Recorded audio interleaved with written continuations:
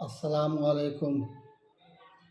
আমার রচিত জকিগঞ্জে বাড়ি আমার কাব্যগ্রন্থ থেকে একটি কবিতা পাঠ করছি।